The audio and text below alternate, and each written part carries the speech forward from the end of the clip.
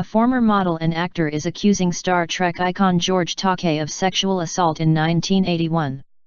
The accuser, Scott R. Brunton, who was 23 at the time of the alleged incident, claims that Takei took advantage of him when he was most vulnerable. "This happened a long time ago, but I have never forgotten it," Brunton tells The Hollywood Reporter in an interview. "It is one of those stories you tell with a group of people when people are recounting bizarre instances in their lives. This always comes up. I have been telling it for years, but I am suddenly very nervous telling it." Brunton says he was living in Hollywood in 1981, working as a waiter and beginning a career as a commercial actor and model when he met a 43 or 44-year-old Takei one evening at Greg's Blue Dot Bar. The men exchanged numbers and would call one another from time to time as well as run into each other at clubs, Brunton says. When Brunton broke up with his then-boyfriend, he spoke with Takei. He said, "Let me know what your new number is," and I did. And not long after we broke up and I moved out, George called me, Brunton recalls. Takei, as Brunton tells it, invited him to dinner and the theater. He was very good at consoling me and understanding that I was upset and still in love with my boyfriend, Brunton says. He was a great ear. He was very good about me spilling my heart on my sleeve. The two men went back to the actor's condo for a drink the same night. We have the drink and he asks if I would like another, Brunton recalls. And I said sure. So, I have the second one, and then all of a sudden, I begin feeling very disoriented and dizzy, and I thought I was going to pass out. I said I need to sit down and he said sit over here and he had the giant yellow beanbag chair. So I sat down in that and leaned my head back and I must have passed out. The next thing I remember I was coming to and he had my pants down around my ankles and he was groping my crotch and trying to get my underwear off and feeling me up at the same time, trying to get his hands down my underwear, Brunton says. I came to and said, "What are you doing?" I said, "I don't want to do this." He goes, "You need to relax. I am just trying to make you comfortable. Get comfortable." And I said, "No, I don't want to do this." And I pushed him off and he said, "Okay, fine." And I said I am going to go and he said, "If you feel you must. You're in no condition to drive." I said, "I don't care, I want to go." So I managed to get my pants up and compose myself and I was just shocked. I walked out and went to my car until I felt well enough to drive home, and that was that.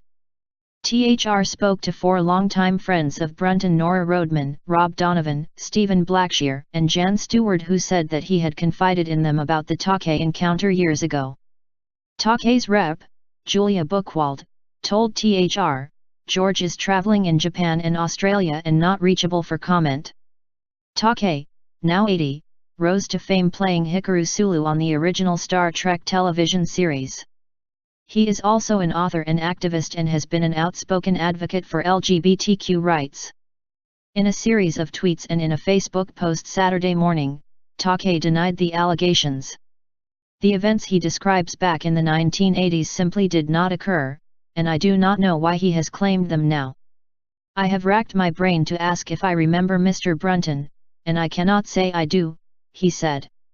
Right now it is a he said/he said situation, over alleged events nearly 40 years ago.